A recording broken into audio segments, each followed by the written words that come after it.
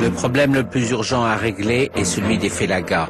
Edgar Faure refuse de négocier sous la contrainte et seul le Destour est en mesure de désarmer les partisans. Mais c'est à Bourguiba de trancher. Il pèse de tout son poids sur le parti. La guerre d'Algérie avait commencé. Les Français avaient peur de la contagion. Il y avait comme moyen de pression des Félagas. Le Destour favorisait ça parce que Bourguiba a toujours dit négociation et pression sur les négociateurs. Les Français ont dit aux Tunisiens, il faut désarmer les Félagas, sinon la négociation s'arrête. Tout le monde était contre. Bourguiba a dit, je vous demande de le faire, faites-moi confiance. Désarmer, c'est-à-dire qu'ils descendent ce que nous appelons, nous, la montagne, avec leurs armes, qu'ils les remettent aux officiers français, qu'ils partent. Nus, comme on dirait. Non, ils l'ont fait pour Bourguiba, à la demande de Bourguiba. En fait, Bourguiba redoute les ferments du désordre dont les Félagas pourraient envenimer l'état qu'il médite. Et il refuse toute surenchère violente alors qu'il préconise de procéder par étapes pour réussir une émancipation complète. Cependant, les discussions traînent. L'autonomie, c'est un partage que la bureaucratie complique à plaisir. Je vous rends l'hôpital et je garde le collège. On claque les portes, on renoue, on recommence. En tout cas, il faut sortir des faux semblants. Edgar Faure discute de plus en plus souvent directement avec Bourguiba, ravi d'être à Matignon, mais guère plus accommodant pour autant. Bourguiba et Edgar Faure ont discuté et j'entendais des cris. Bourguiba crie. Jamais il l'aurait fait avec Mendès, jamais. Excusez-moi, madame, dit, vos conventions, c'est de la foutaise, vous savez très bien qu'elles ne tiennent que par moi. Finalement, les conventions sont prêtes, aussi détaillées qu'un contrat de mariage entre deux vieux amants qui traînent les inventaires de leur vie commune. Ennuyeuses à lire, mais au fond qui s'en soucie, puisqu'on sent déjà qu'elles sont inapplicables. J'ai compris par la suite que ni Bourguiba, ni Edgar Faure n'avaient lu le texte du projet de la Convention générale. En revanche, Tahar Ben Ammar et le président Coty les ont apprises par cœur. On les comprend. Le vrai scénario appartient au premier rôle qui rentre à Tunis pour la grande scène.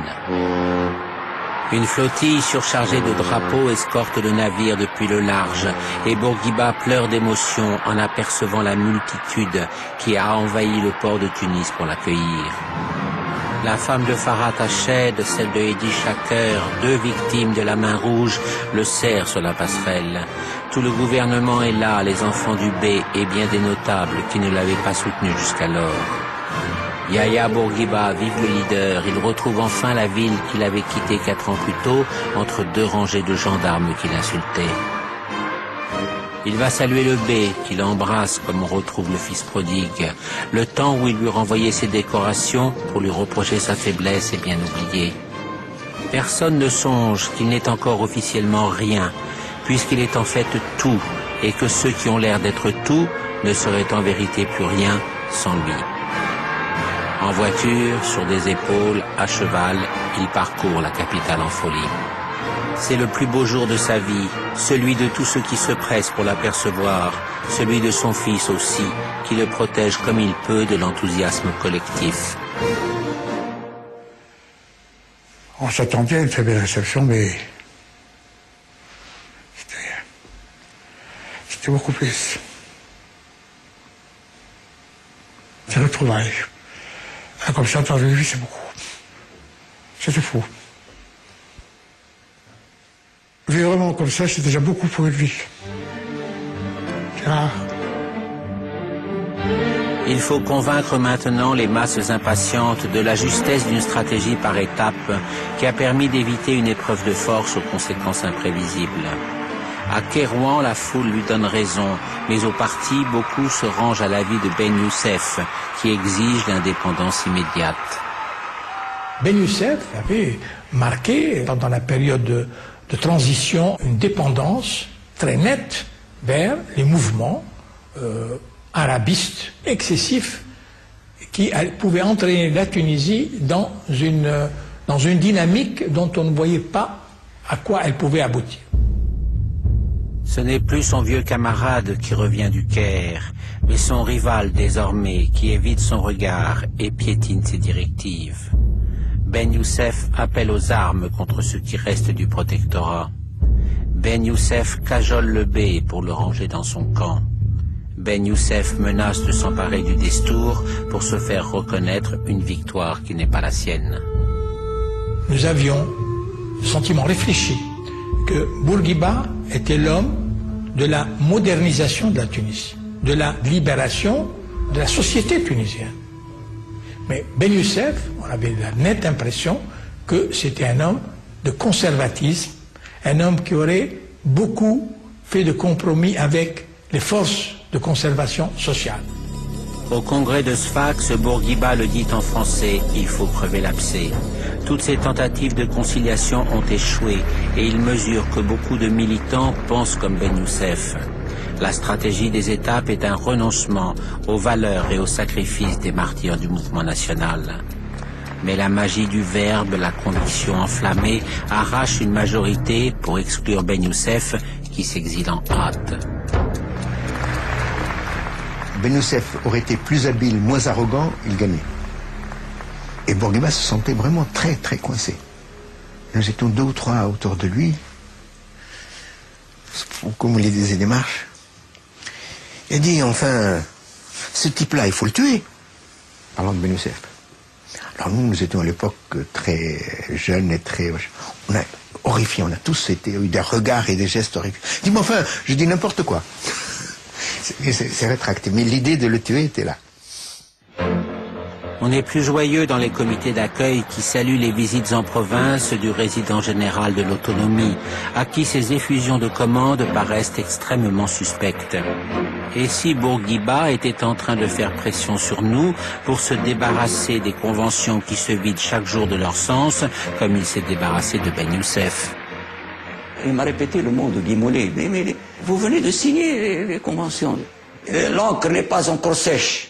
Et vous nous réclamez de les dépasser, de considérer que ce sont des conventions caduques. J'ai dit oui. Les événements ont changé. Il y a 2 manières de faire passer une armoire par une porte trop étroite.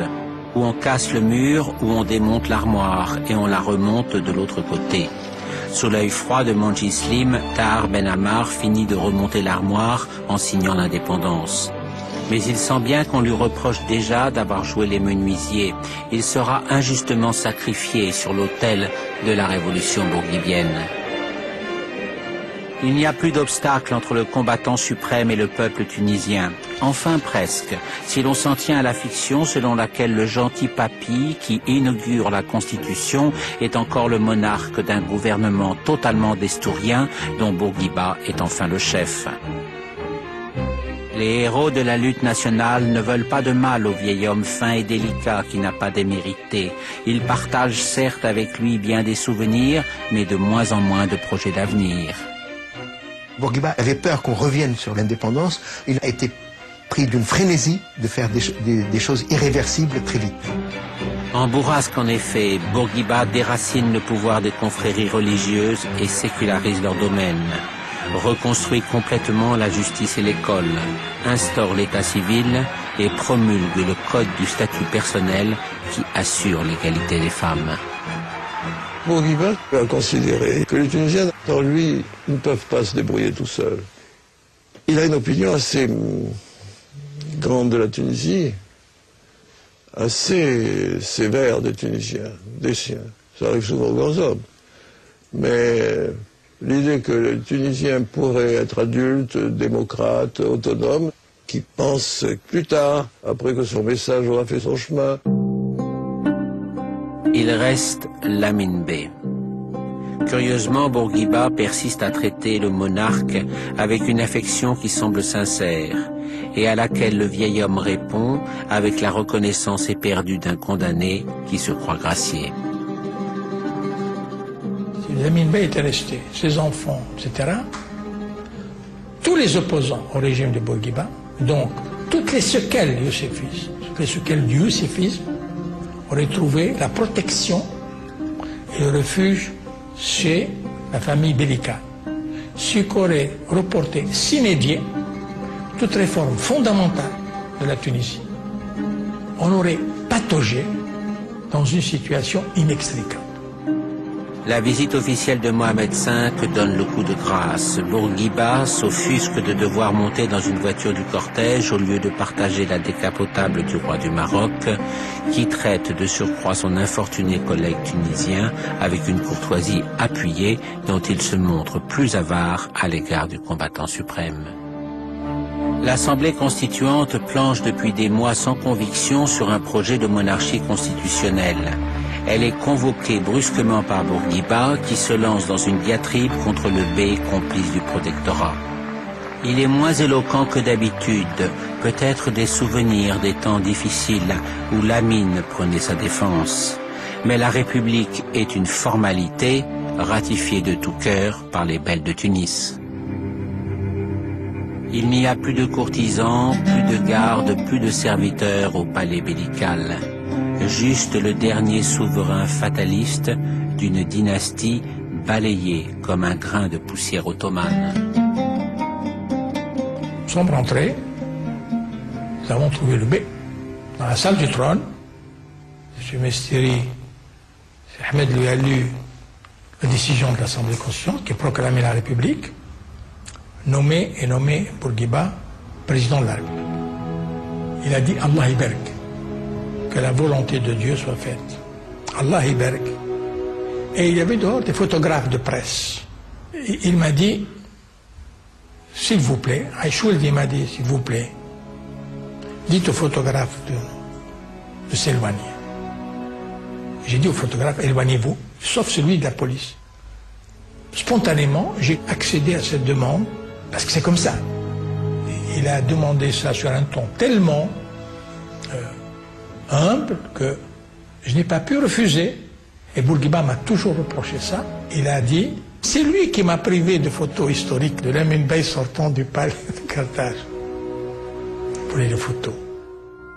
Quelques mois plus tôt, Bourguiba présidait l'inhumation des cendres de Farhat Hached, avec Chénik, Tahar Ben Ammar, les enfants du bey, les camarades d'Estourien, au milieu d'une foule énorme, toute la patrie tunisienne et les acteurs de son indépendance. S'est-il alors demandé qui était vraiment le combattant suprême, le leader inspiré dont on inscrivait le nom sur les rues principales, ou le peuple qui montait avec lui pour s'incliner devant la mémoire de l'un des siens?